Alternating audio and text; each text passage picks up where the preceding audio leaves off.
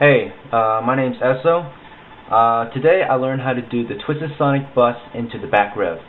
Took me only 30 minutes, but that's because I kept doing it over and over again. And I found some things I wanted to share with all of y'all. When doing this combo, you need to consider two things. The first thing is how to do the back rev. You need to know how to do the hand motion, And second thing is the linking between the twisted Sonic Bust and the back rev. So we're going to get started. For the back rev, there's a few things you need to understand in order for this combo to work. First of all, when you do a regular back, see how I'm holding right here? It's towards the end, right? This is because the rest of the pen will rotate around. So watch, a back. I'm sure you know how to do that already. Now, if you do a back rev, the same principle holds. If you hold it right here, notice how I'm holding it right there, right here, so that all this mass will have enough angular momentum to go around. Watch. All right. So remember, whenever you do the back rev, you need to have it right here. You need to have it so that when you link it into it, you need to have it at this position. Alright, got it? Good. The second thing is the linking. This is probably the hardest thing that most people have trouble with, and I figured it out just by watching videos and just kind of doing it over and over again. So here it is. Okay, after doing the twisted Sonic Bust, see right here? Right?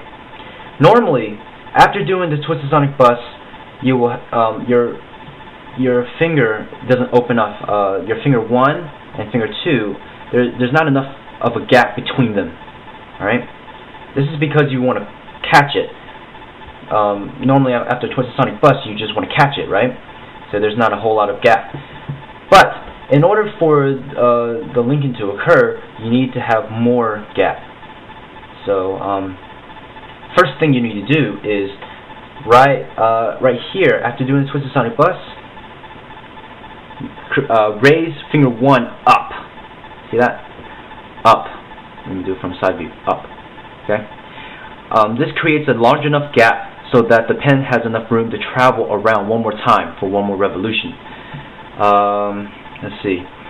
And then, while doing the linking, as soon as you raise the finger, you do the hand motion for the back rev. Remember from the previous segment, you need to know how to do the hand motion of a back rev. Only this time, you don't do it palm sideways. You do it palm down. This might take some adjusting. You definitely will need some practice. But as with everything in pen spinning, you need some practice. Alright, well, as I said before, you need to, as soon as this pen drops down to the right slot, you raise your finger, and at the very exact same time, you will do the motion for the back rev, and it will go around. Okay? Now, you must be thinking, well, Esso, how do I know when to do it, when to do the linking? Well, that's what I got figured out, and most other people will not tell you. Alright? Okay, now, for the twisted Sonic Bust, notice how it goes around, and it should be around towards the flap between 1 and 2, the flap, or near it, like right here, See that? Just enough, just close enough. This creates enough stability, and it feels more comfortable for you. All right. Now, around this time, when you would normally catch it, and it would do like maybe 0.5 revolutions around to finish it, but you don't want to do that. You want to keep it going. So, right when it after you do the twisted Sonic Bust, it goes around, right, and it goes into the slot, like right maybe perpendicular to the hand, and it's pointing straight down to the ground, right?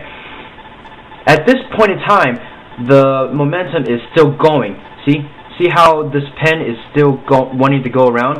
This is the point. At this very point, you lift your finger and then you do the back rev. Alright? And it goes around. Alright? One more time.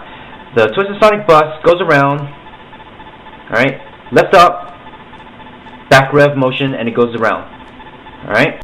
I want to talk about the common problems that people have when trying to do this combo. I've noticed this myself because I've always made these mistakes before I actually learn how to do it. So, I just want to make you aware of what you're doing and how to correct them. The biggest one is moving your hand too early.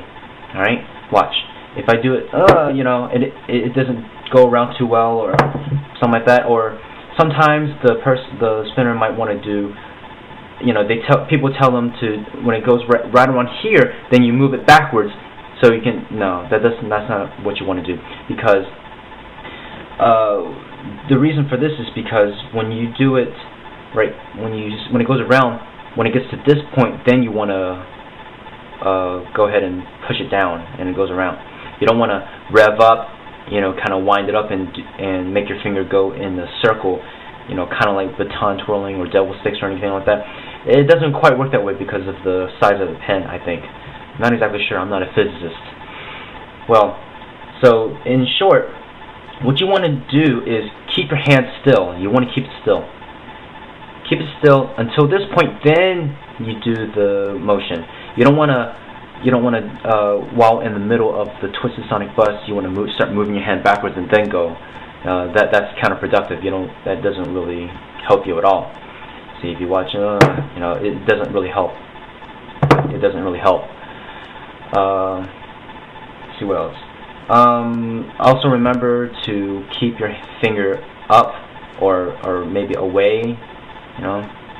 Make sure. Sometimes people have trouble with the pen catching on other fingers as it's going around. Well, that just comes with practice. You just have to force your fingers to do that. There's nothing else I can tell you. No other secret other than forcing yourself to do it. Let's see what else.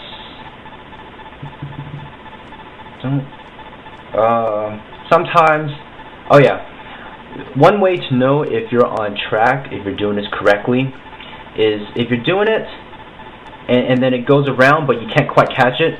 As long as it goes around, like if it goes around up here and it passes this point and it goes around, it falls down, then you're on the right track. You're on the right track. That's good.